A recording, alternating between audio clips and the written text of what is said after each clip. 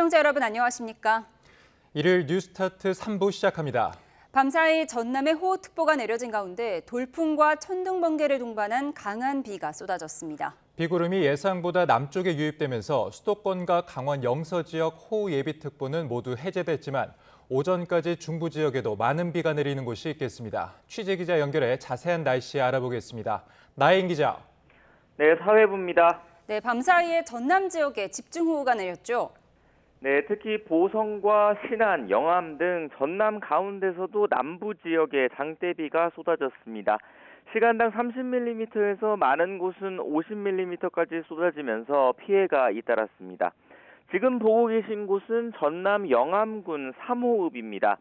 주민이 직접 촬영을 하셔서 YTN에 제보를 해주셨는데 도로에 자동차 바퀴가 잠길 정도로 물이 들어찼고 가게도 침수 피해를 봤습니다.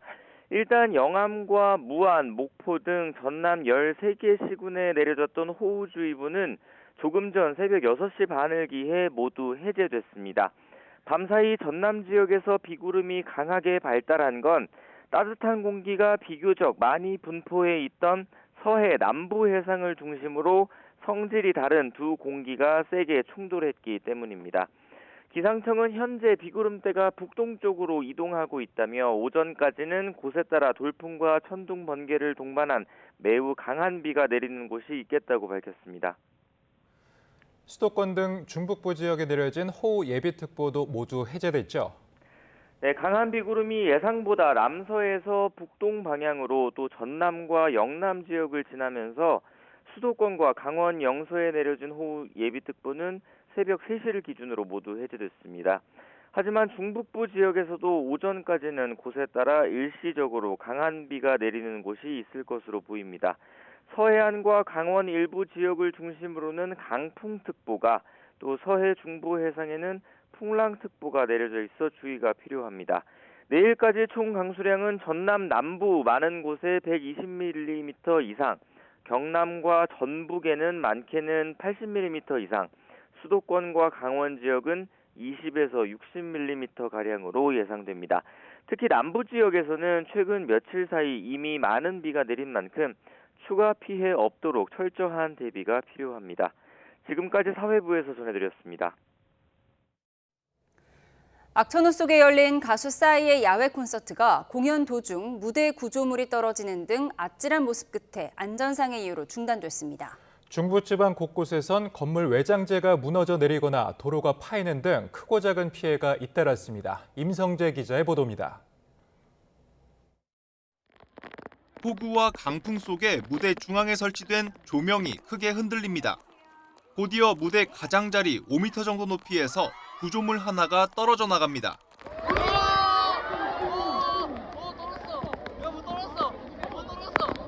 어제 오후 경기도 과천 서울대공원에서 열린 가수 싸이의 콘서트 현장에서 강한 비바람으로 전광판 위 조명 장치가 떨어진 겁니다. 결국 공연은 50여 분 만에 중단됐습니다. 많이 놀라셨을 텐데 정말 죄송합니다. 저희도 평생 경험해보지 못한 일입니다. 다행히 다친 사람은 없는 거로 파악됐습니다. 관객들은 놀란 가슴을 쓸어내리면서도 아쉬움과 함께 공연장 밖으로 발길을 돌렸습니다. 위험한 요소가 좀 생길 수 있기 때문에 멈췄다는 건 이해는 하지만 근데 오늘 공연을 즐기기 위해서 온 입장에서는 좀 아쉬웠다. 위에서 천장이 막 내려오고 막 그런 상황이 있었어가지고 좀 취소를 할 수도 있겠다라는 그런 생각이 드는 상황이었어요. 악천후로 행사가 중단된 공연장입니다. 이 관객들의 이른 귀가 뒤 현장 관계자들만 남아 안전장비 등을 정리, 점검했습니다. 싸이 소속사 측은 안전을 최우선으로 하고자 공연 중단 결정을 내렸다며 티켓은 예매처를 통해 환불 조치할 예정이라고 밝혔습니다. 건물 벽면 외장재가 산산조각 났습니다. 강풍으로 서울 연남동의 한 5층짜리 빌라 외벽에 붙어있던 마감재가 무너져 내린 겁니다. 이른 새벽 시간 골목길을 지나는 사람이 없어 다친 사람은 없었습니다.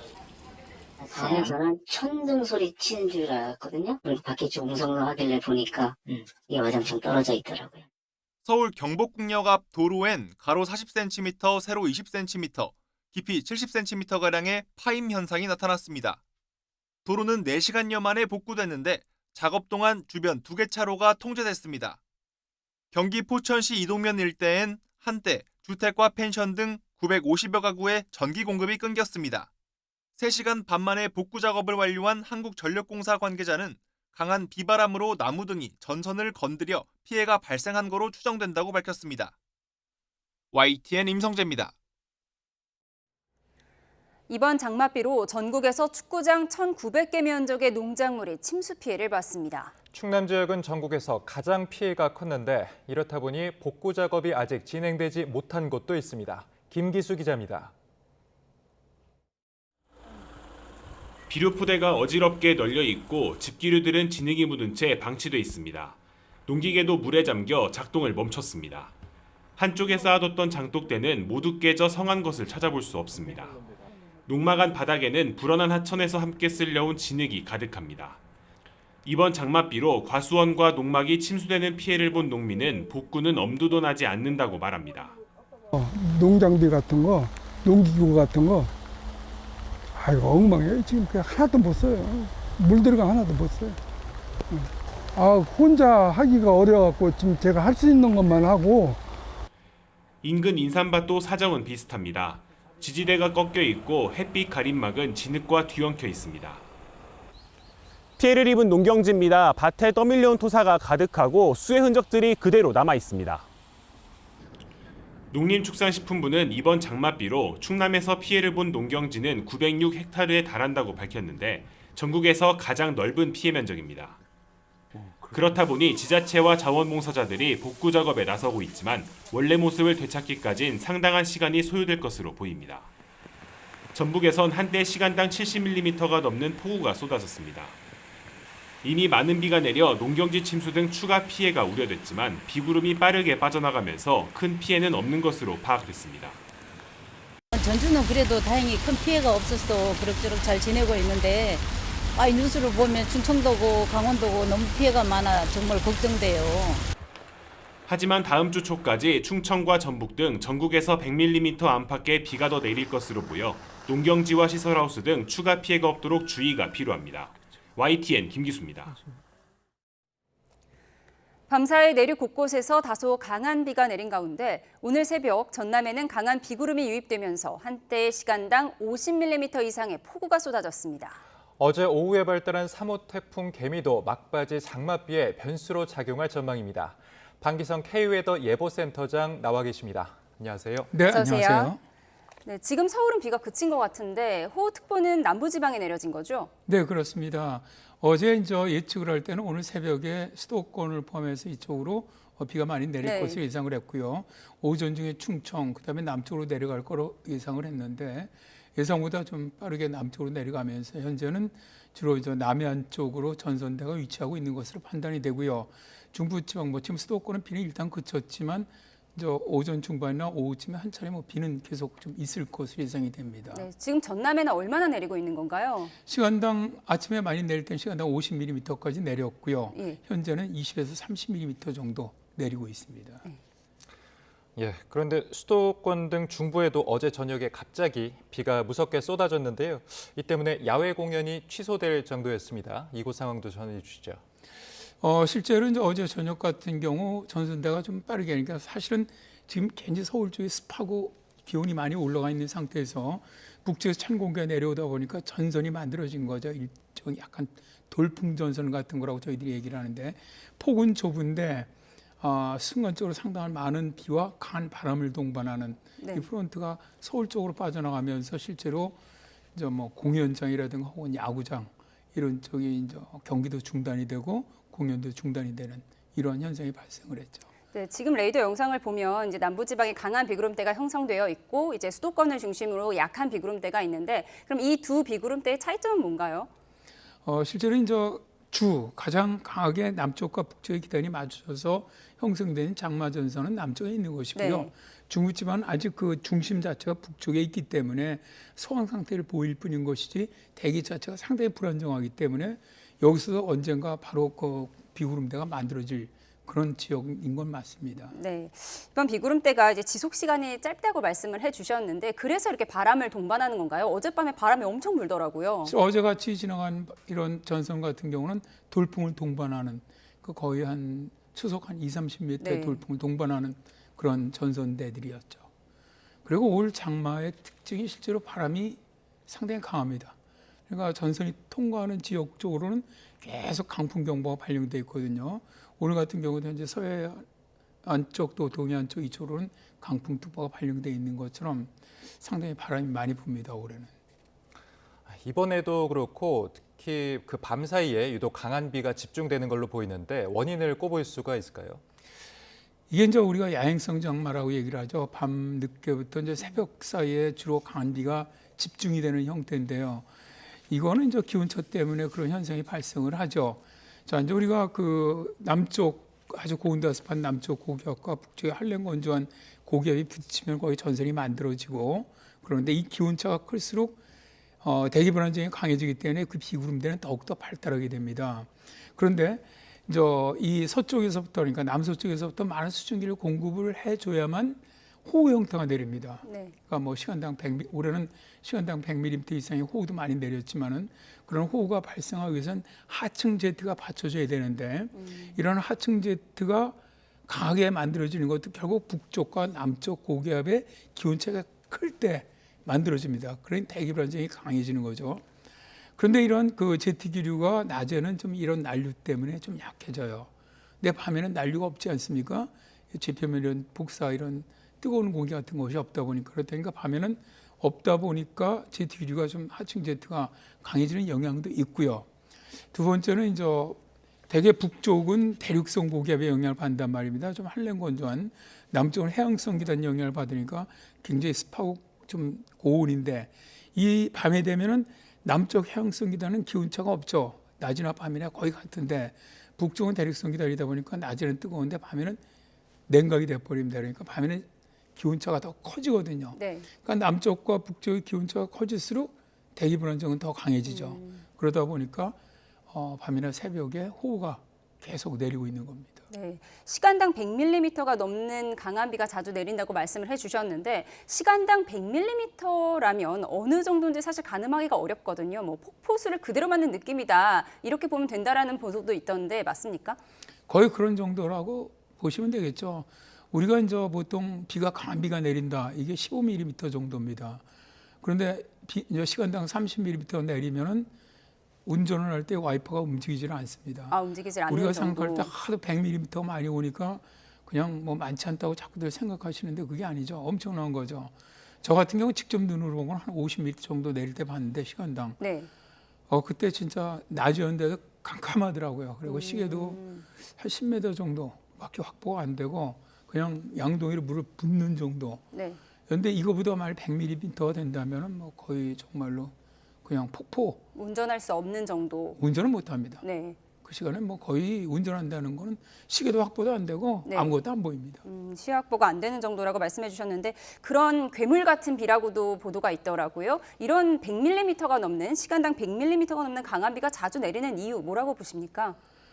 사실 굉장히 좀 이례적이죠. 올해 장마가 사실 우리가 매년 장마를 겪어보면 1년에 장마 때 100mm 넘는 거 한 번, 많이 보면 2번 정도 봤거든요. 올해 8번 발생을 했습니다. 그러니까 이게 엄청나게 많이 발생하고 있는데 네. 이렇게 좀 어떻게 보면 좀 극도로 많이 발생하고 있는 것은 결국 북쪽과 남쪽 고기압의 이 기온차가 굉장히 크다는 겁니다. 올해. 그러니까 기온차가 클수록 대기 불안정이 강해질 수밖에 없거든요. 네. 그럼 대기 불안정이 강할수록 더 거대한 정란우인이 만들어집니다. 거의 성층권까지 발달하는 이런 구름대가 만들어지면서 상승 기류가 강하게 되면은 아까도 말씀드렸죠. 또 이 자체의 비구름대로만은 그렇게 비가 내리지 않습니다. 그러니까 결국 하층에서 이 비 있는 구름만 쏟아보면은 더 이상 안 오지 않습니까? 그런데 하층 제트로부터 계속 굉장히 빠른 속도로 수증기를 공급을 해주고 있다는 말입니다. 그러다 보니까 그런 현상이 발생하는 것이고, 여기다가 지금 현재 우리나라 같은 경우는 이제 서해 쪽에 해수온도가 높습니다. 평년보다. 그러니까 이 구름대가, 이 수증기가 해상을 통과할 때 더 많은 수증기도 공급받고 에너지도 공급받다 보니까 사실은 뭐 시간당 100mm라면 극한 호우도 훨씬 넘어서는 정도인데 이런 보기 힘든 이런 현상이 발생하고 있는 것이고요. 그러니까 이제 문제는 이런 기후 변화가 심해지면 심해질수록 결국 이런 불안 정도는 더 강해질 수가 있는 것이거든요. 그러다 보니까 이제 포스텍의 민승기 교수 논문을 보니까 최근에 나온 걸 보니까 이런 식으로 기후 변화가 지속된다면 세기 말에 가면 시간당 200mm 이상의 호우도 예상이 된다. 한반도에서. 200mm요? 네. 그렇게 그런 논문도 나왔더라고요. 네. 그럼 뭐 거의 이동하기가 어려울 거 아니에요? 100mm도 이동 못 합니다. 예. 네. 100mm도 서 있을 수가 없습니다. 100mm가 내리면. 그렇다면 방금 말씀하신 거를 비롯해서 이번 장마의 특징 또 몇 가지 더 꼽아주실 만한 게 있을까요? 가장 컸던 게 이번 장마에서 좀 전에 말씀드린 것처럼 시간당 100mm 이상의 이런 극한 호우가 너무 많이 내렸다는 거. 그러니까 그만큼 대기 엄청 불안정했다는 거. 두 번째는 야행성 장마였다는 거. 그게 아주 두드러지게 나타났던 해입니다. 그다음에 세 번째가 하층 제트가 아주 강하게 발달했습니다. 그러니까 평소에 장마철에 호우가 내리더라도 대개 한 15m 정도 풍속이었는데 추속 올해는 25m가 넘었습니다. 그러니까 엄청 강한 거죠. 그러다 보니까 또 강풍도 이번 장마에서는 계속 꼭 발생을 했습니다. 네. 사실은 다른 장마에서는 보기 힘든 거거든요. 그다음에 또 다시 특징이 뇌우가 많이 쳤다는 겁니다. 네. 그러니까 실제로 전남 같은 데는 하루에 한 4,500개 정도의 뇌우가 쳤는데 이게 그 하루에 내린 그 뇌우의 그 개수가 사실 1년 정도 내릴 수 있는 뇌우가 친 것이거든요. 그러니까 이런 모든 것들이 결국 우리나라 주변에 올해 장마 때 남쪽과 북쪽의 기단 차이가 굉장히 컸다는 것을 증명하는 거죠. 이 모든 것들이. 네. 지금 뭐 경기와 인천 지방에 강풍주의보도 내려져 있고 지금 강풍은 동반한다고 말씀을 해주셨는데 어젯밤에 바람이 불다 보니까 태풍 생각부터 나더라고요. 이제 태풍 예보는 어떻게 되나요? 지금 현재 이제 3호 태풍이 개미가 만들어져서 네. 지금 이제 우리나라 쪽으로 북상에 올라오고 있습니다. 그래서 현재까지는 이제 뭐 일본 저 그림에서 보시는 것처럼 그대로 필리핀 현재 마닐라 이제 남동쪽 한 800km 해상에서 발생을 했는데 발생을 해서 계속 북진하다가 25일 날 방향을 살짝 북북서쪽으로 바꿉니다. 그래서 26일경 정도에 중국의 저장성 정도에 현재는 상륙하는 것처럼 예상을 일단 하고 있는데요. 25일쯤 가면 이제 가장 매우 강한 태풍까지 발달을 하고요.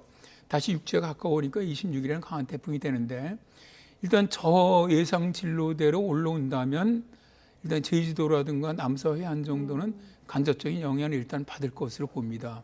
되게 저렇게 올라갈 때 서해안 쪽은 바람은 강하게 부는데 비는 뭐 그렇게 큰 영향은 일단 없을 것으로 예보가 돼 있습니다. 그런데 이제 문제는 현재 모델들이 저대로 그대로 올라가다가 산둥반도 쪽에서 방향을 틉니다. 네. 그래서 북한의 북부 쪽으로 지나가거든요.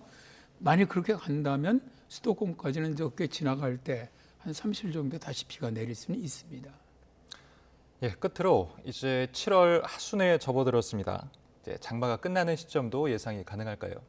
그렇습니다. 이제 뭐 오늘 제주도는 비가 내린 다음부터는 제주도는 장마가 끝나는 걸로 봐야 될 것 같고요. 네. 남부지방은 22일 내일 장마가 종료되는 거로 보고요. 그다음에 충청 지역은 23일 정도면 장마가 종료됩니다. 문제는 수도권인데 수도권은 아무래도 이제 장마에서는 이제 내일서부터 북쪽으로 올라갑니다. 만주 쪽으로 올라가더라도 네. 이게 이제 그 끝부분 밑에 부분이 대개 새벽 정도는 밑으로 내려옵니다. 그러다 보니까 대개 이제 오전 정도에는 좀 비도 내리고 또 오후에는 아직 그 북태평양 고기에 연변이 되니까 순학성 비라고 얘기를 하죠. 우리가 순학이 이런 거 내릴 수가 있습니다. 그래서 수도권 한 25일 정도면 끝나지 않겠나 일단 네. 그렇게 보는 이유가 현재 3호 태풍 개미가 북상을 하고 있거든요. 그러면 북태평양 고기를 밀어 올려주는 역할을 합니다. 그렇기 때문에 이제 수도권도 늦어도 25일경에는 장마는 종료할 것이다. 네. 그렇게 예상을 합니다. 장마 끝나면 또 폭염이 찾아오겠네요. 그렇죠. 이제 본격적으로 폭염입니다. 지금도 일단 뭐 장마비 안 오는 곳은 폭염특보가 발령되고 있거든요. 그런데 이제 본격적으로 장마 끝나고 북태평양 고기가 우리나라 쪽으로 올라오기 시작하면 이제 본격적인 좀 한여름의 폭염이 시작되는 것이죠. 네. 알겠습니다. 장마 전망과 폭염 예보까지 살펴봤습니다. 반기성 K웨더 예보센터장과 함께했습니다. 고맙습니다. 네, 고맙습니다.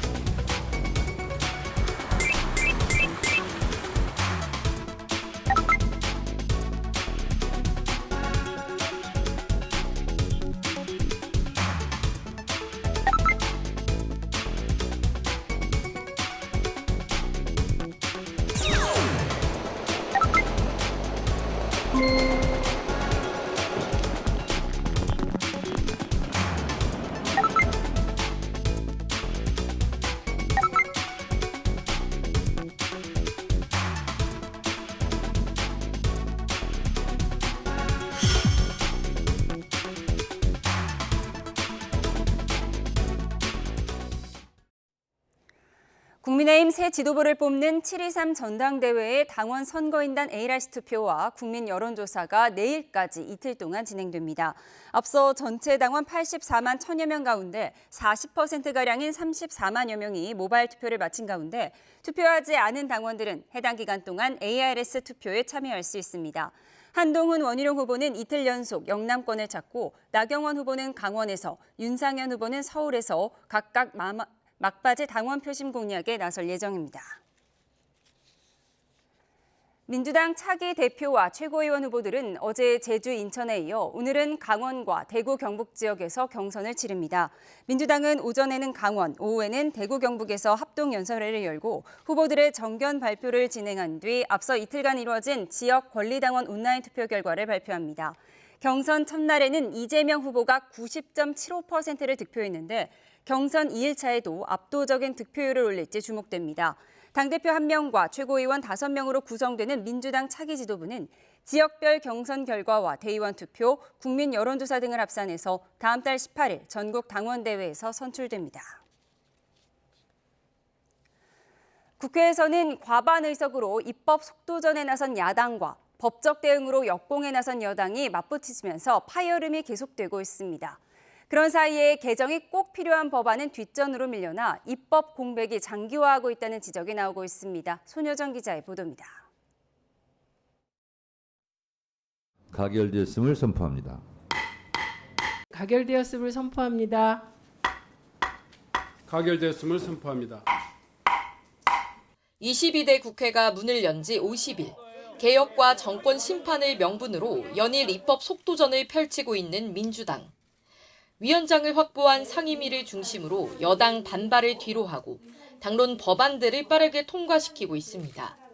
최우선 과제로 꼽히는 최상병 특검법과 방송사법은 물론 민생회복 지원금법과 노란봉투법, 전세사기 특별법 등의 처리 시한도 25일 본회의로 못 박았습니다. 야당은 입법 공세 외에도 동시다발적으로 입법, 탄핵 청원 청문회를 열고 있는데 법사위와 과방위 두 상임위가 청문회에 채택한 증인 수만 100명이 넘습니다. 당 일각에서도 속도 조절론이 제기됐지만 국회법대로 일하는 국회를 만들어야 한다는 게 지도부의 일관된 입장입니다.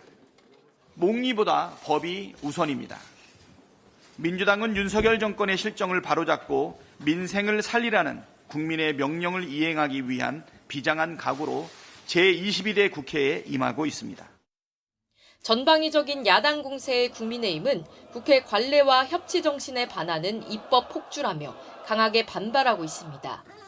하지만 숫자에서 밀리는 탓에 국회 절차 대신 법적 논리로 맞불 대응에 나섰습니다.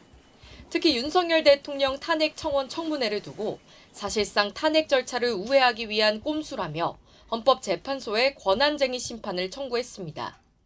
대통령 탄핵 꼼수 청문회는 그 자체로 위헌이고 위법으로 원천무효입니다. 민주당이 일방적으로 법사위 전체 회의에서 강행 처리했습니다. 여야가 각각 법대로를 외치는 사이 정작 입법이 시급한 법안들은 사각지대로 밀려났습니다. 헌법재판소가 위헌이나 헌법 불합치 결정을 내려 후속 입법이 필요한 법안만 41개. 대표적으로 낙태죄 등이 포함돼 있는데 제대로 된 대체 입법 논의가 시작조차 안 된 겁니다. 여야는 상호 공세용으로 법을 명분 삼고 있지만 꼭 필요한 입법은 사실상 외면한 탓에 선택적인 준법이자 직무유기라는 비판은 피하기 어려워 보입니다. YTN 손효정입니다. 가격이 들썩이는 아파트 시장과 달리 빌라 시장은 여전히 침체 상태인데 또 다른 악재들이 겹쳐 어려움이 가중되는 모습입니다. 빌라를 짓고도 분양을 못한 사업자들이 취득세 폭탄을 맞게 되고 LH의 매입 임대 주택 실적도 부진한 상황이어서 시장이 힘을 받지 못하고 있습니다. 김기봉 기자입니다. 수도권 서민들의 보금자리이자 주거 사다리 역할을 해온 다세대 주택 빌라. 전세 사기 여파와 금리 인상으로 사람들이 외면하면서 2, 3년 새 전세 거래는 25%, 매매 거래는 무려 66%나 줄었습니다. 매매요? 매매 수요는 거의 없어요. 경기도 불경기에다가 전세적인 여러 가지가 겹쳤잖아요. 이런 가운데 빌라 신규 공급을 어렵게 하는 악재도 불거지고 있습니다. 빌라 매수자가 끊기면서 지어놓고도 분양을 하지 못한 주택 신축 판매업자들이 취득세 폭탄을 맞게 되는 것입니다. 노후 주택을 사서 허물고 새 빌라를 짓는 사업자는 일단 기본 세율의 취득세를 적용받지만 3년 안에 분양을 하지 못하면 중과세가 적용됩니다. 주택 신축 판매업자들은 주택 수와 상관없이 1에서 3%의 취득세를 내게 되지만 3년 안에 분양을 못할 경우 일반 다주택자와 같은 8에서 12%의 취득세가 추징됩니다. 가뜩이나 비싼 금리에 취득세 중과까지 맞게 된 사업자들은 위축될 수밖에 없습니다. 구독이랑 신축해서 판매를 하고 있는데 미분양이 된 상태잖아요. 네, 8개 중에 예를 들어 5개는 팔리고 3개는 안 팔렸다 이거예요. 이런 상황에 대해서 이제 과세를 하겠다 이거죠. 힘든 정도가 아니죠. 진짜 힘들죠. 이런 가운데 빌라 매입의 한 축을 맡았던 LH의 매입 임대주택도 주춤한 상황입니다.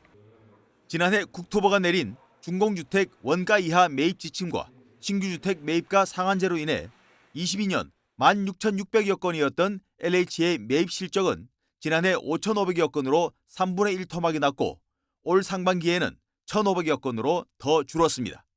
정부는 올해 매입가 기준을 완화하고 세제 지원과 주택 청약 시 무주택 인정 등의 개선책을 마련했는데 임대주택 매입이 과연 기대만큼 활성화할지는 지켜볼 상황입니다. YTN 김기봉입니다. 올해 상반기 해외여행객이 코로나19 이전 수준을 거의 회복한 것으로 나타났습니다. 국내 주요 항공사들도 해외여행객 수요를 잡기 위해 앞다퉈 하늘길을 넓히고 있습니다. 최두희 기자가 현장에 다녀왔습니다. 인천국제공항 출국장. 오전부터 해외로 떠나려는 여행객들의 발걸음이 분주합니다. 친구들하고 여행으로 이제 칭다오 가고 있고요. 하루 만에 다시 공항 와서 또 여행 가는 거라서 굉장히 좀 피곤한 상황인데 또 비행기를 놓쳐서 지금 되게 암담해요, 사실.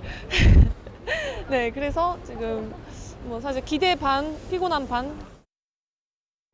올해 상반기 국내에서 국제선 항공편을 이용한 승객은 4,200만 명이 넘었습니다. 지난해 같은 기간과 비교하면 45%나 증가한 수치입니다. 인천국제공항공사도 국제선 기준 상반기 여객 실적이 코로나19 이전과 비교해 96%가 넘는 회복률을 보였다고 밝혔습니다. 공사 측은 여행객 수요가 가파르게 상승한 건 동남아, 일본 등 단거리 노선에 대한 높은 선호도와 중국 여행이 회복됐기 때문으로 분석했습니다. 상황이 이렇다 보니 국내 주요 항공사들도 저마다 항공편 확대 등에 나선 상태입니다. LA로 가게 됐는데 정말 기대되고 지금 보시면은 사람들도 되게 많고 항공편들도 많이 늘어가지고 확실히 그 항공편들 증편이 된 게 좀 체감이 됩니다. 대한항공은 다음 달 3일부터 인천, 일본 오카야마 노선 운항을 주 5회로 늘립니다. 오는 9월엔 포르투갈 리스본 신규 취항을 앞두고 있습니다. 아시아나항공도 인천, 미국 뉴욕 구간을 매일 2회 운항하는 등 국제선 22개 노선에서 증편을 실시합니다. 아시아나항공은 유럽부터 동남아까지 국제선 22개 노선을 대상으로 주 82회 증편을 통해 고객 편의 제고에 노력하겠습니다. 저비용 항공사들도 해외 여행객 공략에 나섰습니다. 제주항공은 인천에서 베트남 푸꾸옥 노선 증편에 나섰고 에어서울은 지난 17일부터 필리핀 보홀에 신규 취항했습니다. 시내어도 인천 홍콩 노선의 운항을 재개하는 등 여행객 맞이에 분주한 모습입니다. 특히 저비용 항공사들을 중심으로 항공권 특가 경쟁까지 이어지는 등 여행객들의 눈길을 사로잡기 위한 항공업계의 고민도 날로 깊어지고 있습니다. YTN 최두입니다.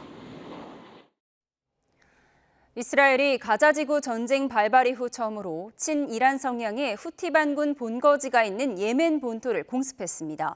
반군 공격에 대한 보복임을 분명히 했는데 이란을 중심으로 한 반이스라엘 세력과의 확전 가능성도 제기되고 있습니다. 이경화 기자의 보도입니다. 홍해에 인접한 항구에서 거센 불길이 솟아오릅니다. 후티 반군이 통치하는 예멘 북부 항구 도시 호데이다.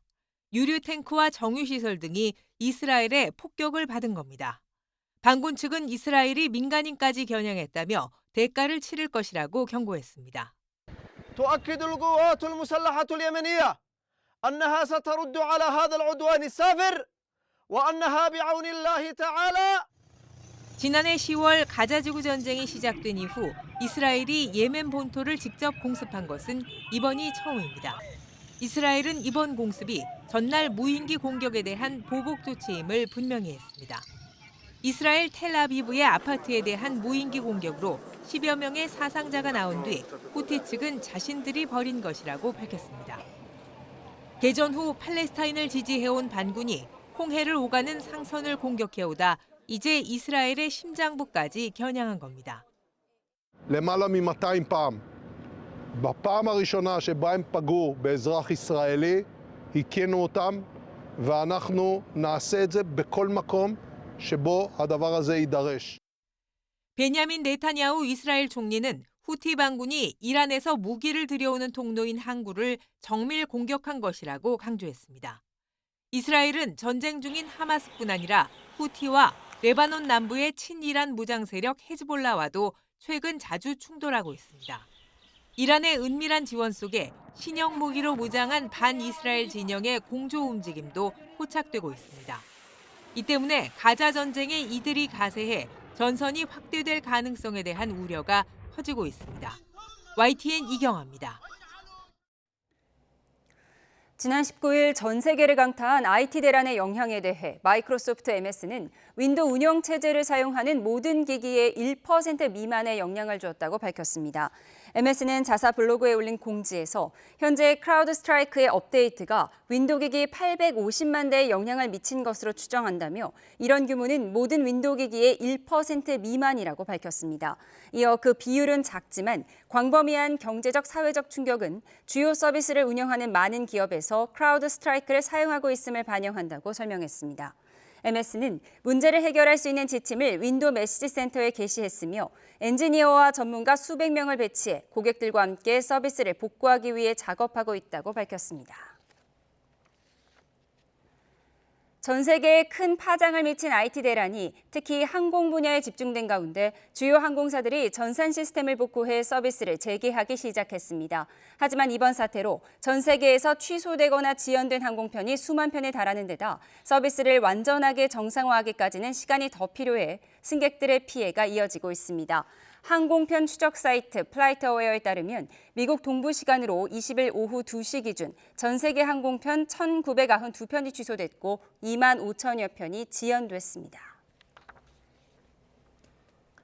급발진을 주장하는 사고가 잇따르고 있지만 이를 증명할 책임은 여전히 비전문가인 소비자 몫인데요. 자동차 제조사가 차량 결함이 없음을 입증하도록 입법화가 추진되고 있지만 정부는 산업계 피해 등을 이유로 난색을 보여 어려움이 예상됩니다. 송세혁 기자가 취재했습니다. 60대 운전자가 몰던 승용차가 앞차와 부딪힌 뒤 600m 넘게 달리다가 추락합니다. 운전자가 크게 다치고 함께 타고 있던 12살 손자 이도현 군은 숨졌습니다. 도현이 가족은 급발진을 주장했지만 차량 제조사는 페달을 잘못 밟은 운전자 과실이라며 맞서고 있습니다. 문제는 급발진 증명을 비전문가인 소비자가 해야 한다는 점입니다. 도현이 아빠는 지난달 제조사가 차량 결함이 없음을 입증하도록 한 제조물 책임법 개정안, 이른바 도현이법 국민동의 청원을 올렸습니다. 21대 국회 때도 청원했지만 별다른 진척 없이 폐기되자 다시 청원에 나선 겁니다. 30일 동안 9만 명 넘게 동의한 도현이법은 국회 소관위원회인 정무위원회로 넘겨졌습니다. 도현이의 억울함을 풀어주기 위해 모든 운전자 및 급발진 사고로 동일한 아픔을 겪고 있는 국민들을 대표하여 국회에 간곡히 호소하며 청원과 비슷한 내용의 국회의원 발의도 잇따르고 있고 자동차 페달 블랙박스 설치를 의무화한 법안도 발의됐습니다. 영상 정보가 배제돼서 급발진 여부를 판별하는데 한계가 있을 수밖에 없었습니다. 그래서 이 자동차 페달 영상 기록 장치 설치를 통해서 급발진 여부를 신속하게 판별토록 하는 법안을 발의하게 됐습니다. 이들 법안은 국회 소관위원회 심사 등을 거쳐 채택되면 본회의에서 심의 의결한 뒤 정부로 이송됩니다. 하지만 주무부처인 공정거래위원회와 국토교통부는 산업계에 미치는 영향이 크다는 이유 등으로 난색을 보여 법률 개정까지는 갈 길이 멀어 보입니다. YTN 송세혁입니다. 공무원이 출장 등 공적인 목적으로 쌓은 항공 마일리지를 공적 항공 마일리지라고 부르는데요. 사실상 세금으로 받는 혜택이다 보니 쓸 수 있는 곳은 극히 제한돼 왔습니다. 사정이 이렇다 보니 제때 쓸 곳을 찾지 못해 마일리지를 버려야 하는 경우가 허다했는데 이런 문제점들을 기부를 통해 해결해 보기로 했습니다. 김대겸 기자의 보도입니다. 지난해 전국 중앙부처와 지자체 공무원들이 출장 등의 목적으로 쌓은 이른바 공적 항공 마일리지는 1억 9천만 점에 달합니다. 매년 엄청난 양의 마일리지가 쌓이지만 정작 쓸 곳을 찾지 못해 버리는 경우가 허다합니다.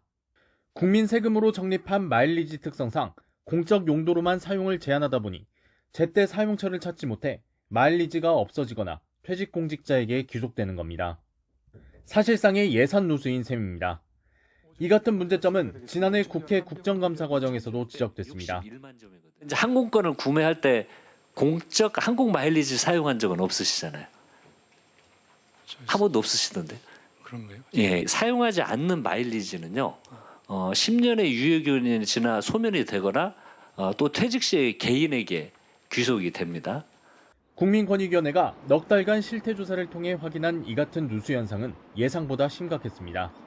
최근 5년간 소멸하거나 퇴직자에게 귀속된 공적 마일리지는 3억 1천만 점으로 금액으로 환산하면 최대 60억 원에 달했습니다.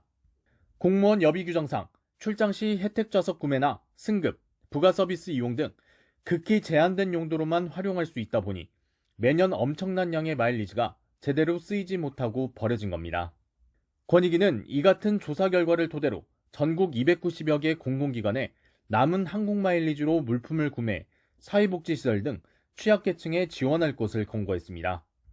전국 공공기관 가운데 단 12곳만 시행하고 있던 제도를 의무화해 예산 누수를 막는 동시에 사회 공헌 활동을 강화하겠다는 취지입니다.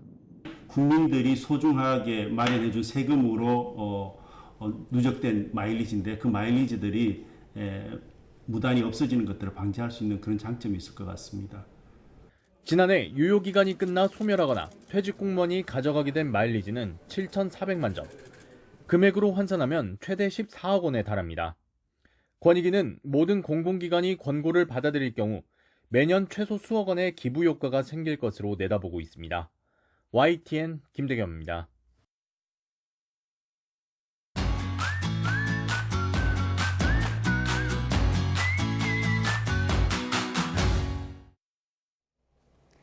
우리 농촌을 지키고 있는 젊은 일꾼들을 만나보는 기획 시리즈입니다.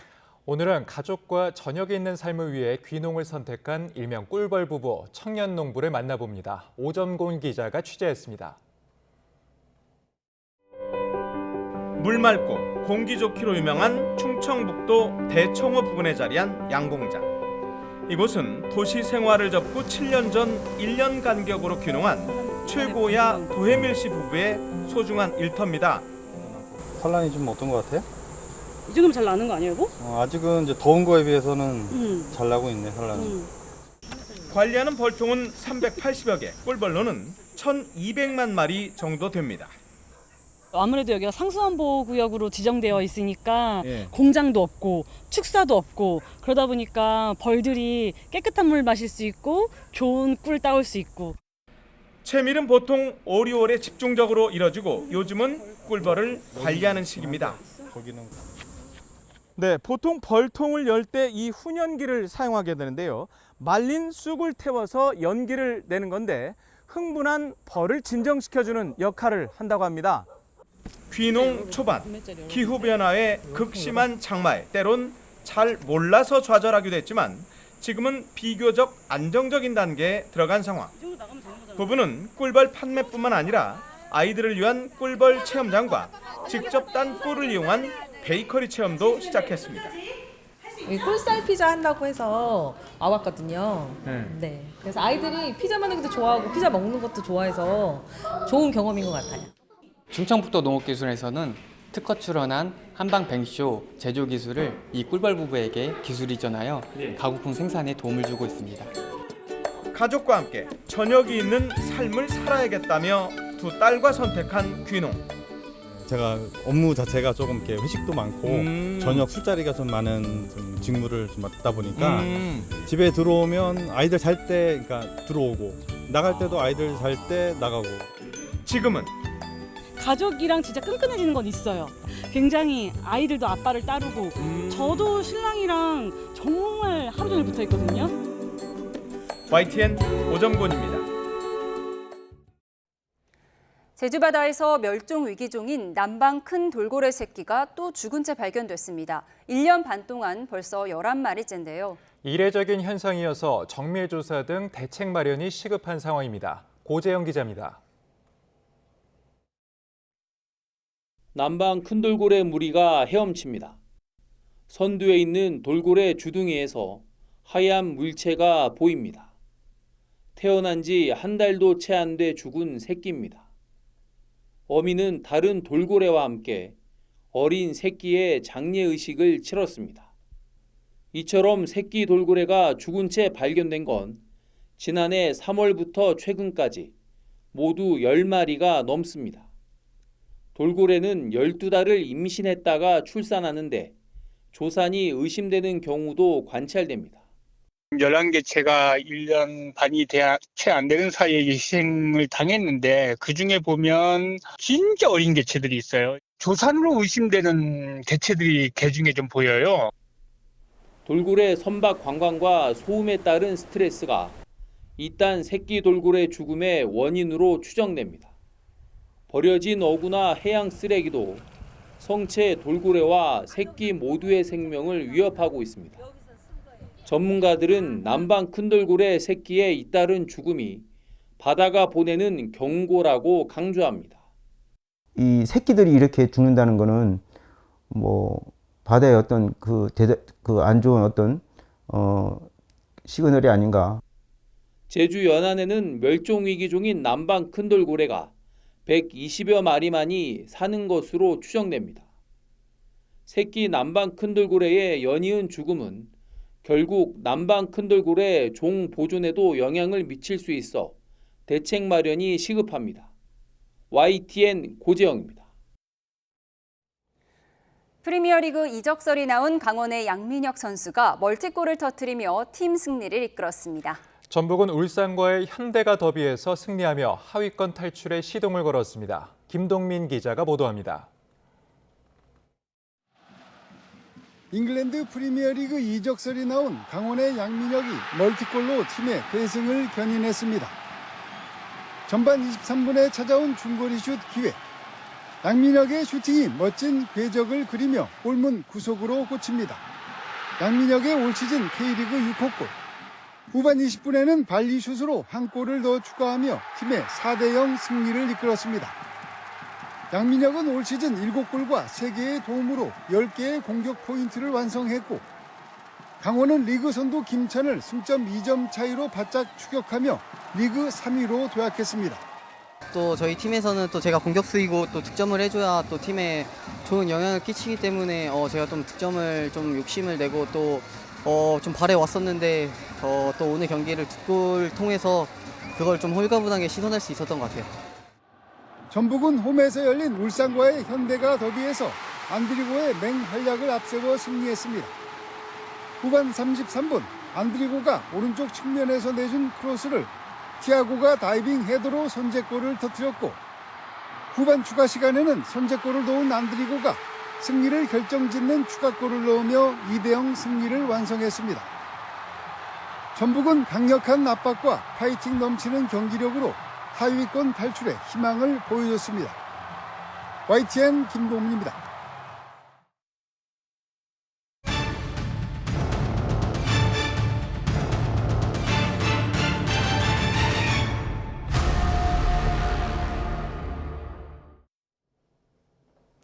비구름이 다소 약화하면서 전남에 내려져 있던 호우특보는 모두 해제가 됐습니다. 하지만 오전까지는 곳곳으로 강한 비가 내릴 가능성이 남아 있는데요.